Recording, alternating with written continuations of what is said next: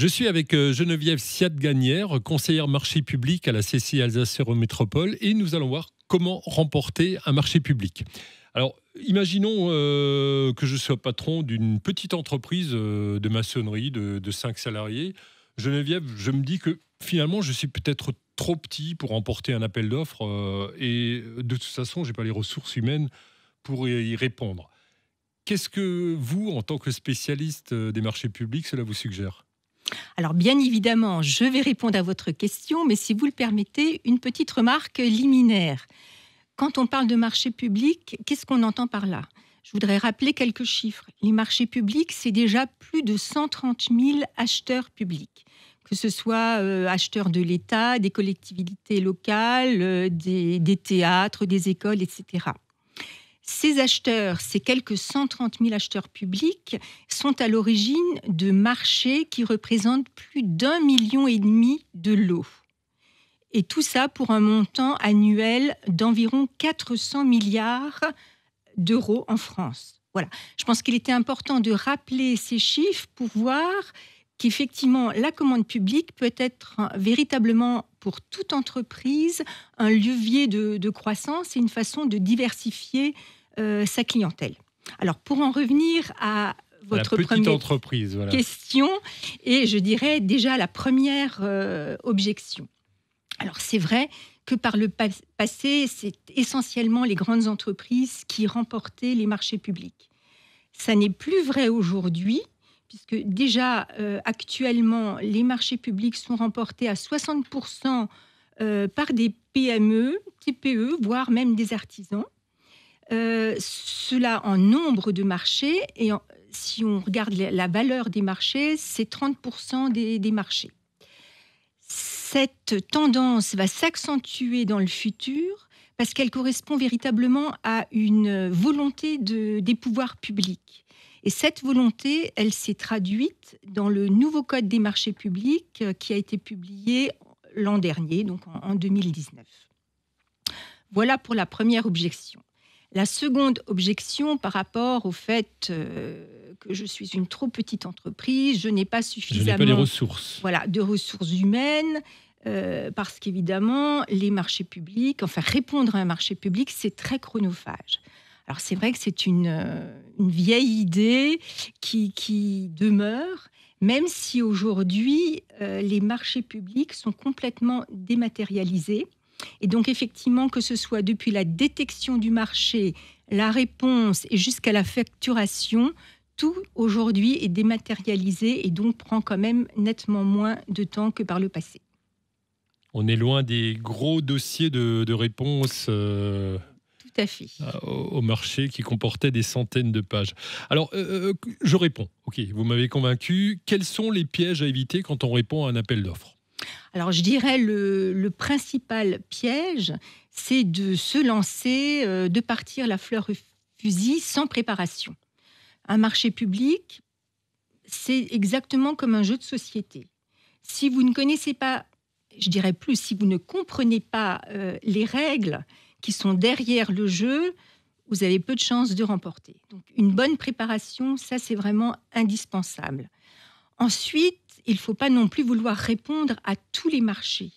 Même si aujourd'hui, avec des veilles, la mise en place de veilles automatisées, on peut être destinataire de très nombreux marchés susceptibles d'être intéressants, il convient tout de même d'avoir une stratégie de réponse, de tenir compte, d'analyser le cahier des charges pour voir, vérifier quelle est la pondération des critères d'évaluation. Si je sais que mes produits sont plutôt meilleurs que la concurrence, mais un peu plus chers, et que je me rends compte que le critère prépondérant, c'est le prix, il est inutile de répondre. Voilà, donc il y a des choses comme ça, voir le délai de réponse, voir où le marché se passe, etc. Donc bien analyser et ne pas, là aussi, vouloir en faire trop. Voilà, il vaut mieux répondre moins souvent et de manière plus ciblée à des marchés qui sont mieux adaptés à mes produits, à mes offres. Absolument. Alors, est-ce que vous avez peut-être quelques success stories à nous raconter, des entreprises qui ont remporté de beaux marchés ? Alors, je vais parler d'une petite entreprise que j'ai eu l'occasion de rencontrer ces dernières années. Donc, c'est une TPE puisqu'elle a 8 salariés. C'est une société qui se trouve dans le Bas-Rhin et qui avait décidé, qui a été créée en 2008, qui au départ s'était lancée uniquement auprès des acheteurs privés. C'est une société, oui, j'ai oublié de préciser, elle évolue elle vend des systèmes de végétalisation des toits. Donc, au bout de quelques années, elle a voulu diversifier sa clientèle et a commencé à s'intéresser aussi aux acheteurs publics. Eh bien, 4 ans plus tard, les acheteurs publics représentaient déjà 60% de leur chiffre d'affaires. Voilà. Ça, c'est une belle Mais c'est vrai que success story. cette petite entreprise s'était bien préparée, avait eu des accompagnements, suivi des formations, voilà. Mais Voilà. donc, tout est possible, même si on est petit. Voilà, la preuve par l'exemple. Alors, pour résumer, quelles sont finalement les règles d'or, s'il y en avait, pour remporter un appel d'offres, un marché public? Alors, je dirais, il y a une règle d'or, c'est la préparation, qu'on peut décliner en plusieurs items. Se préparer d'une part à la dématérialisation, comme je le disais auparavant, aujourd'hui, depuis le 1er janvier 2020, absolument tout est dématérialisé, puisque même les petites entreprises qui répondent doivent par exemple utiliser un logiciel qui s'appelle Chorus Pro pour la facturation.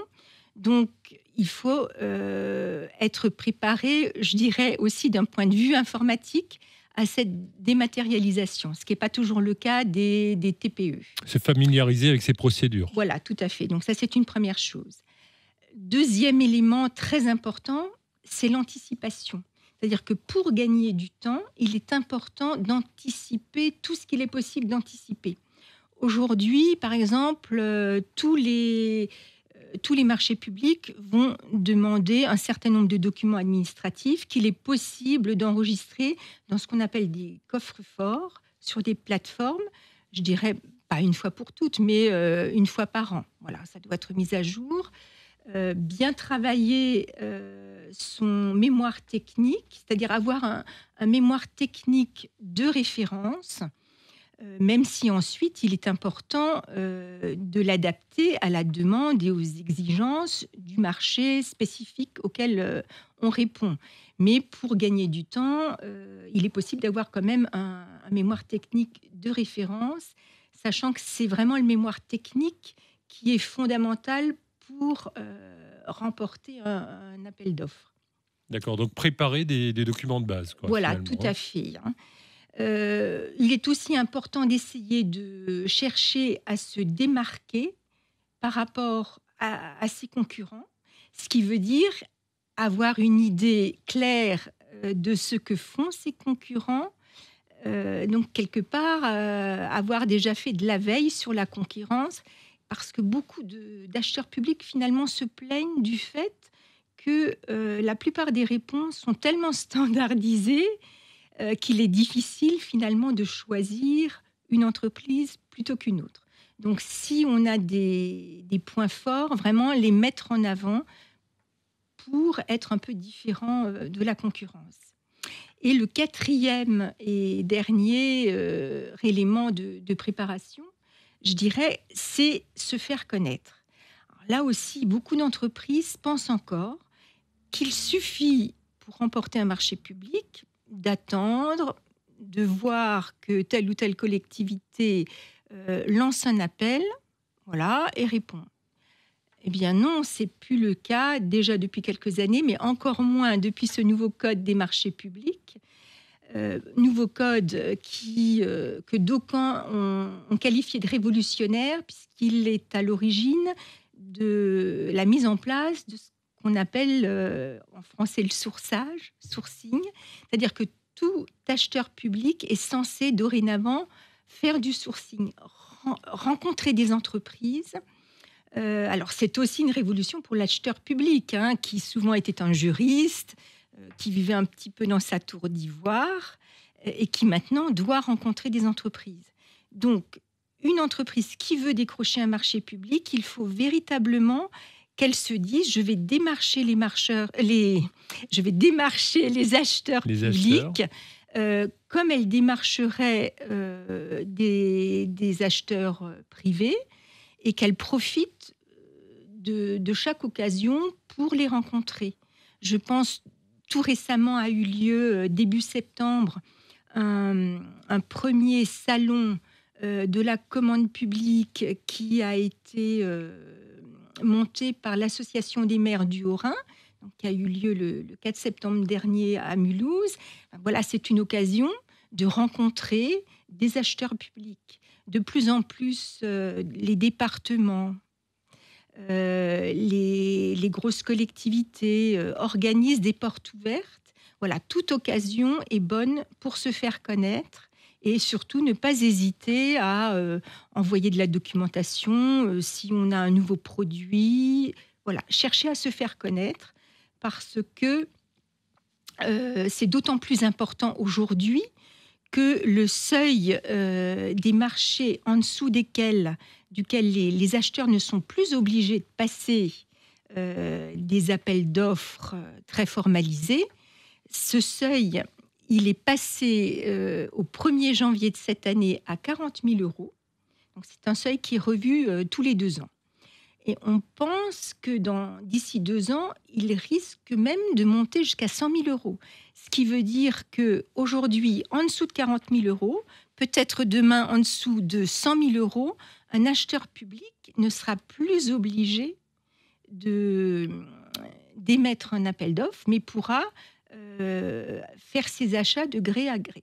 De gré à gré, en consultant tout simplement voilà. des entreprises qu'il connaît, d'où l'intérêt effectivement. Il sera tenté de consulter les entreprises qu'il connaîtra. Très bien, écoutez, merci beaucoup. Donc en conclusion, les marchés publics, on l'a bien compris, sont accessibles aux petites entreprises. Pour autant, cela suppose quand même une préparation, une familiarisation avec des processus, une vraie stratégie pour mettre en relief son offre avec des atouts et puis se faire connaître également sur les places de marché public, si l'on peut dire. Et donc, pour cela, on peut vous contacter comment, Geneviève Siak-Gagnère ? Oui, tout à fait. Moi, je suis à la tête du point info commande publique à la CCI Alsace-Eurométropole. Je suis basée à Strasbourg, mais voilà, je me déplace dans toute l'Alsace pour rencontrer les entreprises. D'accord. Un mail peut-être ou un site internet ? Oui, alors un mail, donc c'est g.siat-gagnère@alsace.cci.fr.